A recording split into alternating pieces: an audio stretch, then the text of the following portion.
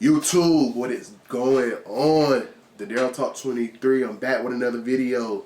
Today we got another type of the true crime, true whatever, YouTube, what it do? The Daryl Talk YouTube, what it do? The Daryl Talk 23. I'm back with another video today. We got another type of true crime story. We got the 10-year-old serial killer. By the look of the thumbnail, I don't know, this is kind of creepy, but let's get into it. This little girl you're looking at now was convicted in December of 1968 after she had confessed to multiple killings. She was just 10 years old at the time of her first murder and is now one of the world's most notorious child killers in modern history. Bro, Welcome or welcome back to Twisted Minds. My name is James, and today we cover the case of Mary Bell, a child killer who not only killed other children, but found great joy in seeing how her actions affected the families and authorities involved.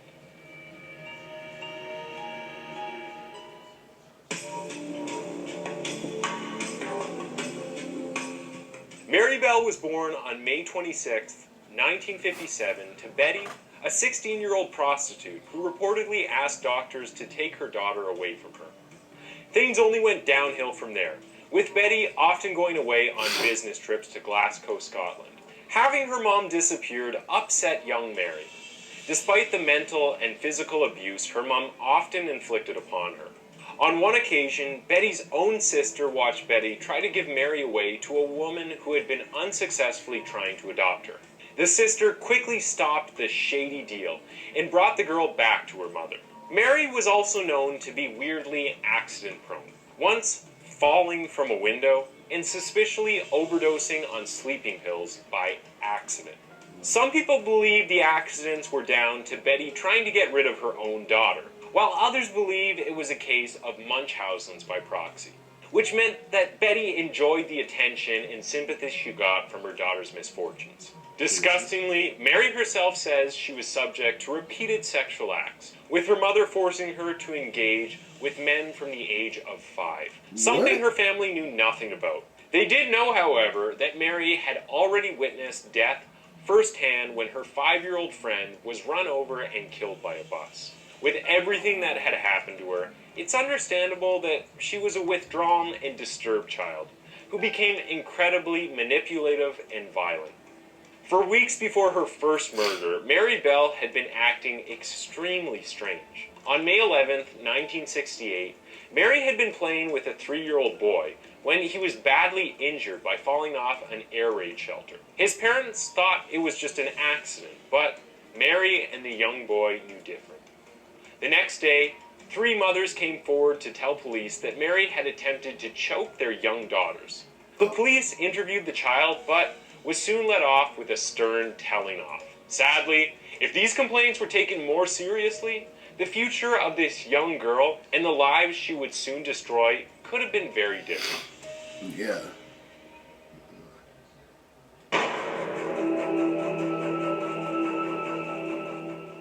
On May 25th, 1968, the body of 4-year-old Martin Brown was discovered in an abandoned building.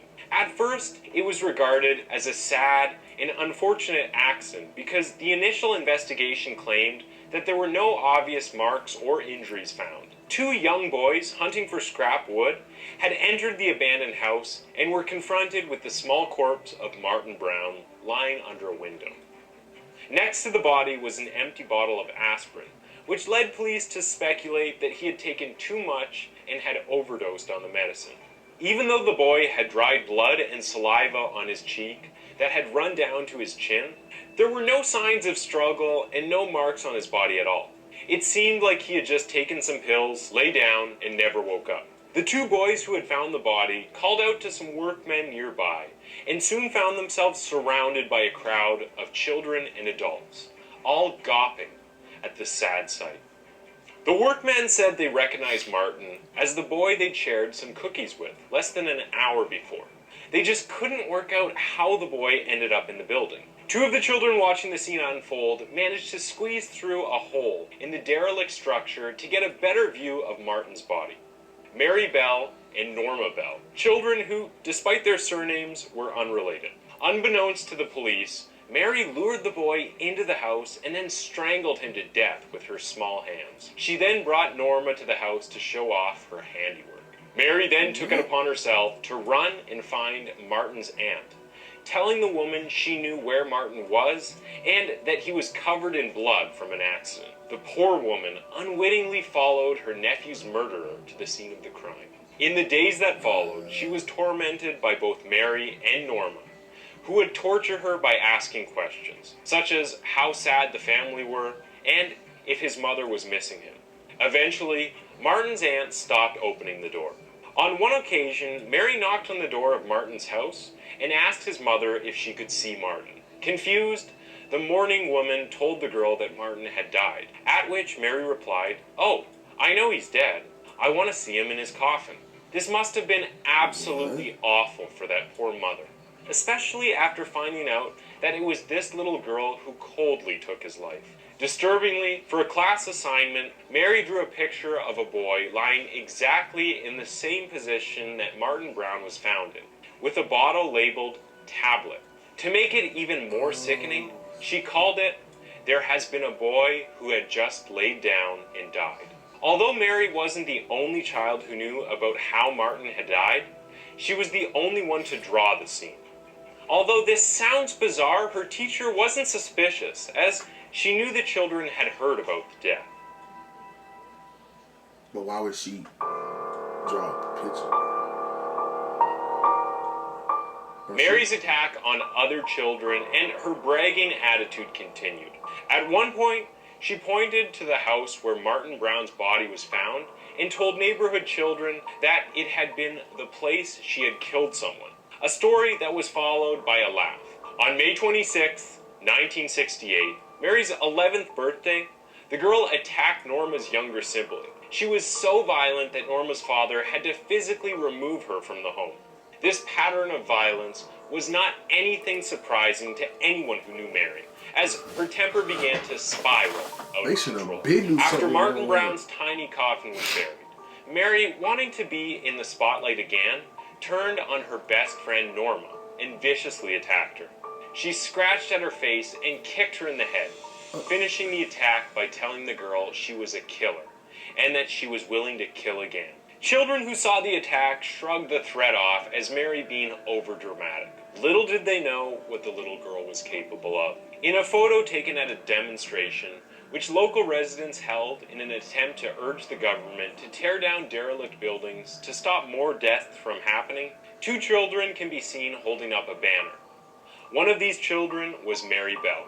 Yes, the young killer had inserted herself into the situation to stay involved. Experts believe that killers do this to satisfy their narcissistic egos and to keep the buzz of killing going as long as they possibly can. Although no official criminal investigation began at the time of Martin Brown's death, a doctor viewing the body did comment to officers that it would have been possible for another child to have strangled him to death without any signs of violence, since a child's hands are so much smaller and weaker than an adult's. On the same day of the attack on Norma's sister, the two friends decided to break into a nursery so that they could vandalize it. The next day, staff discovered the carnage the girls had caused, as well as some chilling notes that the police dismissed as a prank. One said, "I murder so that I may come back," while another read, "We did murder Martin Brown. Fuck off, you bastards." If these admissions of guilt had been taken seriously, then at least one other child's life would have been spared. On the 31st of July, 1968, Mary and Norma Bell took part in the death again by strangling of a 3-year-old named Brian Howe on a wasteland near the same area that Martin Brown was killed. After the boy was killed at the hands of Mary Bell, the girls returned later on to carve the letter N into the poor boy's stomach with a razor blade, which was later changed to an M, the two initials of the girls. Mary Bell also used a pair of scissors to cut off some of Howe's hair, scratch his legs, and severely mutilate his genitals. As the girls were so young and their testimonies kept contradicting each other, no one will ever know for certain what happened that day. What is clear, however, is the depths of depravity that were displayed that day.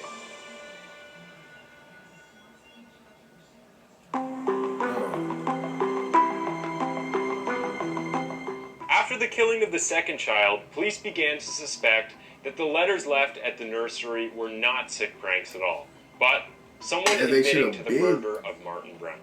The police quickly collected information about the possible suspects. During this process, they focused more on the children in the area and questioned them about the recent murder cases. Of all the children, 2 girls, Norma and Mary Bell, stood out as acting odd. When Norma was questioned about the murder, she couldn't stop smiling and expressing how excited she was to be part of the investigation. The detective noticed that Norma wasn't reacting normally, taking the whole process as one big joke. Mary Bell acted in a similar way, evading questions and acting strangely. During the questioning, Mary had said that she had seen Brian Howe playing with another 8-year-old boy in the area where the accident had happened. She later added that this boy had been carrying a pair of scissors. This intrigued the police as they hadn't released the information about the scissors to the public. During Brian's funeral, a police detective was watching Mary Bell's behavior. He described how the girl had a sinister look on her face, rubbing her hands with excitement. This led police to questioning Norma once again, which led the girl to admitting everything that had happened, including the horrendous acts her best friend had committed on Martin Brown and Brian Howe. According to Norma, Mary had told her that she enjoyed strangling both children and mutilating the body of the 3-year-old. For a period of time, each girl blamed the other for the murders, which resulted in Norma's parents stepping forward and explaining that it was Mary who had shown violence, even toward their own family, and that their daughter couldn't possibly have been responsible. Well, she was with her. So, wow. 10 years, 11 years old. On the 17th of December, 1968, Norma Bell was acquitted of all the crimes. Mary Bell, however, was convicted of manslaughter on the grounds of diminished responsibility, following the jury listening to a diagnosis from psychiatrists who said that the girl showed clear signs of psychopathy. The judge, Mr. Justice Casack, described her as dangerous and said she posed a very grave risk to other children. She was initially sent to the Red Bank Secure Unit in St. Helens, Lancashire, UK, before being moved around quite frequently during the time she spent in prison. After her conviction, Mary got a lot of attention from the press. Her mother, who was ironically blamed for her daughter's mental health because of her awful upbringing, repeatedly sold stories to the press. She would even sell pages that she claimed to have been written by Mary. It's sad that this woman managed to get attention and financial gain from a child who she reportedly forced into prostitution and later went on to murder 2 children while being just 11 years old herself. Sad. Mary did make headlines for herself again in September 1977, when she briefly escaped from Moore Court Open Prison. Fortunately, she was caught and lost her prison privileges for 28 days. A pretty tame punishment for a child killer on the run. After serving 12 years in various jails, Bell was released at the age of 23. She was also granted total anonymity, so she could escape the media frenzy and protect herself from attacks. Murder. Only 4 years after being released from jail, she became a mother to a baby girl. Mary and her baby unbelievably lived in her own hometown of Tyneside straight after her release, but the community made sure she didn't stay for long. While keeping her anonymity, Mary helped contribute to a biography written about her and was paid for it. This disgusted the government, who tried to block the publication in the UK. Mary Bell's daughter's anonymity was meant to stop at the age of 18, but on the 21st of May 2003, Bell won a high court battle to have her own anonymity and that of her daughter extended for life. This was a first in the UK, with any court order permanently protecting the identity of someone known as a Mary Bell order. In 2009, the child killer became a grandmother, giving the woman a second chance at nurturing and protecting a life, contrary to 50 years previously, where she had snuffed it out with her bare hands. No one is 100% sure where Belle is now, with the anonymity order protecting her for the rest of her life. It probably will be a long time until someone finds out where Belle moved to, and will most likely be shared after she passes away. But after a childhood of abuse, forced prostitution, and trauma, does Mary Belle deserve to live the rest of her days as a normal person with a normal family? Or should there be no forgiveness for a child who killed other children? Let us know your thoughts in the comments. Let me know YouTube in the comments. What do you think? You think she should be protected, or do you think anything else? If you Because shop on Amazon, she did kill 2 people, but her circumstances as a young kid messed her up in the mind. I don't know. That was a weird one. I like that video though. But YouTube, I'll catch y'all on the next one.